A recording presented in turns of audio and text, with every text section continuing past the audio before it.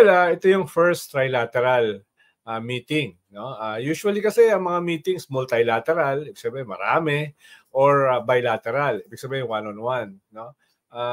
Kaya pag nagkaroon ng ganyang klaseng trilateral, ay talagang sineselebrate yan. No? Lalo na sa context nitong nangyayari sa ating West Philippine Sea. Yung tinatawag mo kaninang aggression. No? Kaya maraming mga variables, maraming mga factors ang nagbibigay sa kanya ng halaga. Kalawa ay yung ating presidente, si Bongbong Marcos, siya yung medyo junior partner dyan. Dahil yung dalawa kasi superpower.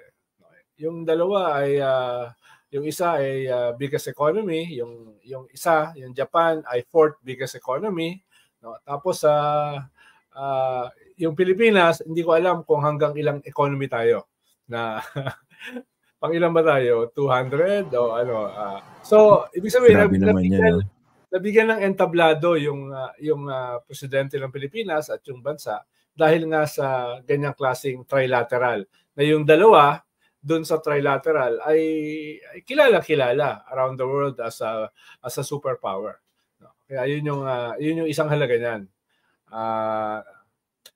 At hindi maraming mga heads of state o mga bansa ang nabibigyan ng ganyang klaseng pagkakataon, ng ganyang klaseng honor. No? Kaya tuwan-tuwa yung ating mga supporter ni President Bongbong Marcos at saka yung ating Department of Foreign Affairs. Pero kunyari, mga 8-month process yan. Nagsimula yan mga July, nung nandun sa Jakarta si President Bongbong Marcos, APEC yata yun, APEC Summit. At pagkatapos nila mag-usap ni Kamala Harris, representing the US, at saka si Kishida, Prime Minister ng Japan, nag-meet naman yung mga foreign ministers nila. Si Secretary Blinken, si Secretary Manalo, at saka yung pinalitan na Yoshimasa, no?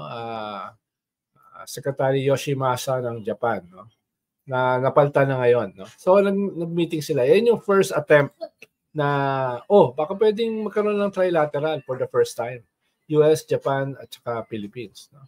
At nasundan niya ng isang meeting noong September na yung mga foreign minister na yung nagharap, including yung bagong foreign minister ng Japan, si Secretary Kamikawa, tapos si Secretary Manalo, at saka si Secretary Blinken again. At doon na finalize itong summit na ito na dinadaos ngayon sa Washington, sa DC, sa White House. Ang alam ko, baka habang nag-uusap tayo rito ay nangyayari ngayon sa US ngayong hapon yata yung start ng trilateral. No? Medyo Go ahead. Statement ng DFA mga 2 days ago. Ang statement ng DFA na itong trilateral summit na ito ay hindi targeted ang China. No? So, may pagda-downplay. So malamang ang target ay East Timor o kaya Fiji, kaya Papua New Guinea. Parang come on, we were not born yesterday. No? Malinaw naman na isang dominant na layunin nitong trilateral is to engage China. No? Halimbawa, sabi nga ni President Biden sa CNN today, no? Na isang main agenda nitong summit ay China. So inamin na mismo ng host, no? Kaya sana hindi na nagsasalita gano'n ng DFA dahil wala namang naniniwala, no? Napakasalbahe naman ang guest natin. Kayo naman, ako iniintindi ko yun. I don't know kung ano objective nila for downplaying that. No? I don't know kung may nakiusap from the China side. Although obvious naman kasi talaga na isa sa mga target, if not the main target or objective, was to at least discuss. Sabi nyo, engage China. Galing din naman kayo sa gobyerno. Siyempre, di ba may mga ganyang pagmamasahe ng messaging eh. Kaya masaya ako na wala na ako sa gobyerno. Hindi ko lang kailangan magmasahe. Yung host na lang magmasahe dahil napaka-understanding ng host. Understanding ako eh. Ako yung pinaka-behave dito eh. Hindi tayo nakakahanap ng mali siya. Anyway, tama naman. Wag na tayo maglokohan, no? Miski sinasabi ng iba na hindi naman China ang target dito. Siyempre China, no? Okay. Lalo na kung facts first. No? Yeah. Wala na lokohan. Call a spade. Wala tayo maglokohan dito. Call a spade a spade. Tama yan. Okay.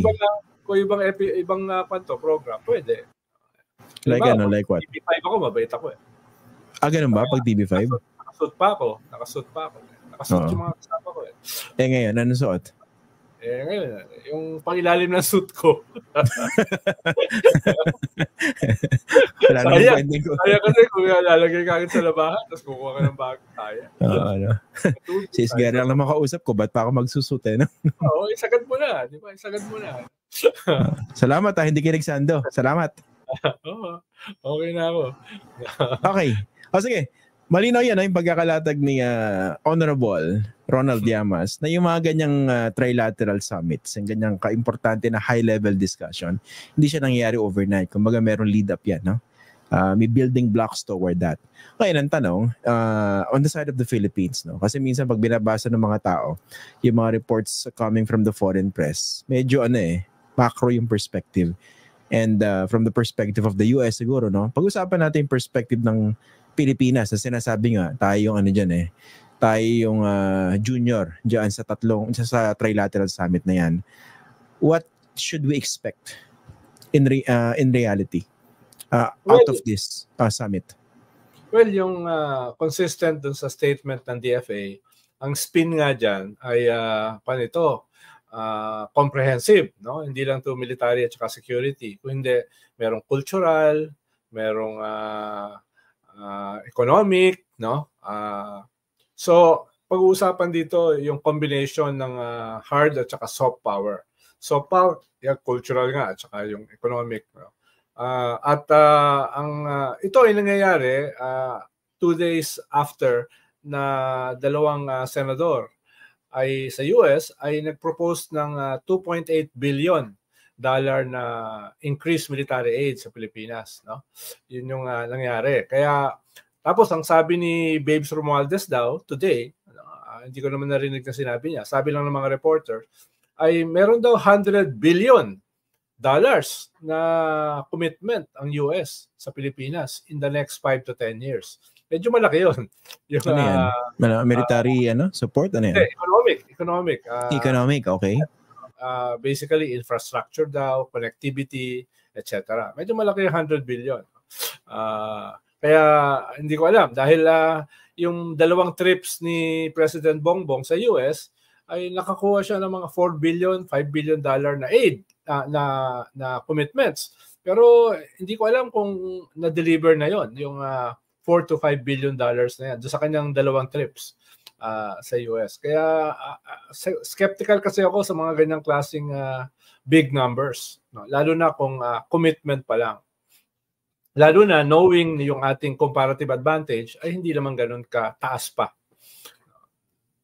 Tama ba? Pero, tama ba yung dating sa akin yan? Sorry yung comparative advantage. Ibig sabihin, considering how important the Philippines is to US interests, hindi ganun kalaki na kukuha natin in return. Kasi matagal na debate na yan eh. Historically maliit. No? Pero siyempre, pag ganyang $100 billion, hindi naman yan commitment ng US government. Commitment yan ng mga negosyante nila. Yung mga negosyante, ang primary na kuha nila, hindi naman geopolitics eh. Ang primary concern nila ay kita. Diba? Of course, may counting influence yung geopolitics. Paano tutulungan yung isang bansa na kaalyado nila laban sa kanilang main enemy. No? Pero, ang dominant pa rin talaga dyan ay negosyo. No? Kaya nga, hindi ako magugulat kung masaya ang China kung halimbawa isang negosyante ang maging presidente ng US sa November elections. Dahil ang tingin nila, sino kaya yun? Oo nga. No? Parang ang dami yatang kandidato, no? Oo, ang hirap hulaan. Kaya yun yung kanila na a businessman will do business. A businessman will negotiate. Kaya, the art of mas optimistic sila kung negosyante ang mananalo kesa sa yung tawag nila ideological party na Democratic Party. Tingin nila mas may ideology yan. No? kumpara doon sa negosyante na kahit may partido ay walang malinaw na ideology. Oo, okay. Ito, gaano ba ka-importante yung alliance in particular ng Pilipinas with Japan and the United States in terms of dealing with China's aggression sa West Philippine Sea? Kasi alam natin na strategy ng China dyan. Hindi, binabakuran yan, di ba? Tayo lang mag-usap. Walang pakialam dito yung US tsaka ibang mga bansa. Yun yung naratibo na nilalabanan eh. Well, mahalaga yan sa konteksto ng kanilang geopolitics at saka foreign policy. Dahil hindi lang naman yung trilateral na yan ang nandito. Meron pa yung Quad, di ba? Australia, India, US, Japan. No? Tapos ngayon, pumapasok na rin yung Europe. Yung mga battleships ng UK, France, dumadaan na rin dito. No? Kaya nagiging kwento ay hindi lang yung mga yung usual na alliance ng Australia, US at saka Japan. Ngayon, pumapasok na rin ang South Korea, pumapasok na rin ang New Zealand, pumapasok ang India, etc. So nagkakaroon ka ng something much bigger. Kung titignan mo yung history ng mga alliances dito sa region na ito, kontra po sa China. At pakikita mo rin, nag-i-scale up din yung China. Sinabayan itong trilateral, yung visit ng isang former president ng Taiwan, no? Si President Ma. Sinabayan, no? Tapos yung nagkaroon ng balikatan a few days ago, sinabayan din ng military exercises ng China, no? So, kumbaga hindi yan papalampasin ng China eh. Sasabayan din nila eh. No? Yung ganyang klaseng mga conferences, meetings, at saka military exercises. No, kaya ang sinasabi nga ng iba, paano kung magkaroon ng aksidente? Dahil kung sobrang dami ng mga military exercises in the same area, baka magkaroon ng kwan. Baka may isang sundalo dyan na may mga problema, no? May mga personal problems, no? May psychological problems, baka may mapindot. At yung napindot niya ay magsimula ng gera. No? So, grabe naman kayo. Oo, ganyan pa. No? Dahil baka may mga sundalo dyan na hindi nakakain ng maayos, katulad ng guest. No? Tuminit ang ulo, naaburido. Tuminit ang ulo, mag-cause ng depression. Paano nakaka-cause ng depression yan eh? Yung kulang ka sa pagkain. No? Lalo na kung masarap yung pagkain mo. No? So, yan, may mapindot ka, nasa harapan mo, may red button. Putal gis na to, pindutin ko nga to. Di ba? Hindi lang magano. Nagsimula ang gera. Ang init na ng ulo. Natahi pa yun sa pinag-uusapan. Akala ko nakamove on eh. Ang ng galit, no? Hypothetical lang. Naisip ko lang naman. Wala namang kinalaman sa mga... Mukhang malapit na ako bumingi. Walang kinalaman. Kahapon nagalit sa akin dahil ang tagal-tagal ng episode na to, hindi pa ako kumakain. Ngayon tinanong ko, kumain na ba? Okay naman daw. Yung pala galit na galit. Okay, ano kaya katraso ko sa susunod, no? Yun ang iniintay natin eh. Okay. Okay, nabanggit niyo no? Nawala tuloy ako, no? Di ba nagkaroon ng military drills, no? Yung ano ba to? Yung US, Japan, Australia, tsaka Pilipinas recently. And I think may susunod pa, no? Yung mga ganyang drills na yan, others call it a show of force. Would that be enough to somehow dissuade China or make China think twice na teka muna, no? You might be the largest navy in the world. Pero hindi niyo pwedeng basta-basta babuyin o balahurain itong maliit na bansa tulad ng Pilipinas dahil may restback yan kung sakasakali. Yes and no. Dahil within the Communist Party, meron naman diyang mga dubs, no, na nakikita na hindi pa sila handa para i-engage yung US at yung allies ng US, no, na sila ay still militarily behind, no. Kaya yung mga more pragmatic, no, saner minds ay yan yung magdi-dissuade sa kay Xi Jinping na wag masyadong maging aggressive, no. So yan yung isang pole, no. Pero may isa ring pole represented ng People's Liberation Army, yung mga Hawks, na very aggressive. ang tingin nila, hindi sila, it's about saving face eh. Mahalaga sa kanila yung face sa mga Chinese, no? Kaya naghahanda sila, nag-accelerate sila, at hindi sila atras sa isang conflict, no? Lalo na over the province na tingin nila ay bahagi ng China.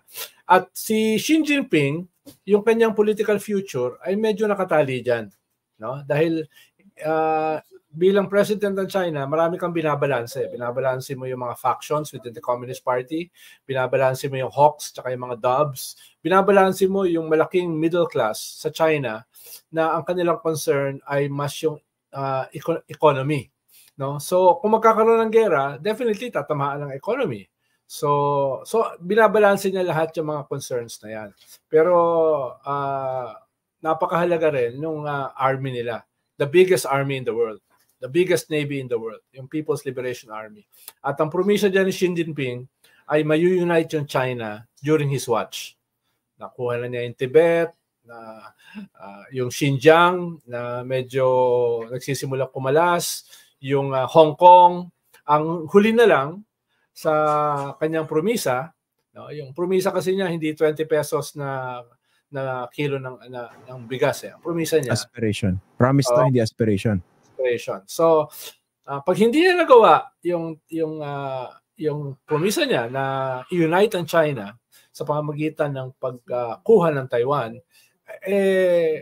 hindi lang sa Communist Party siya maapektuhan o magkakaroon ng negative na reaction. Yung napakahalaga na People's Liberation Army. So yung kanyang political future or even his survival as the leader of China ay partly nakatali dyan.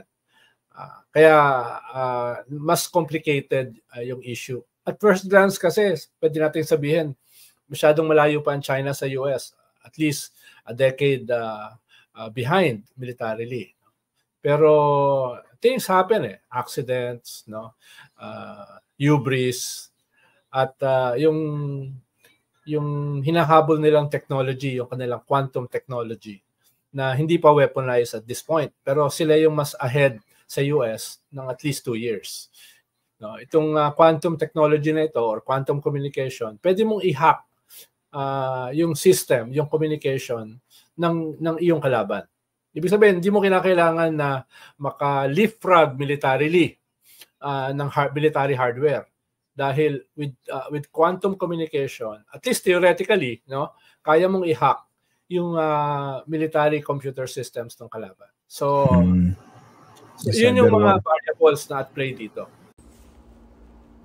Nagustuhan niyo ba ang ganitong pagtalakay? Mag-follow sa Informador FB page at mag-subscribe sa Informador YouTube channel. Ang Informador ay nilikha ng mga staff ni Atty. Ricky Tumutorgo, aka Insurrecto, upang lalong lumawak ang inaabot ng pagpapalaganap ng katotohanan at labanan ang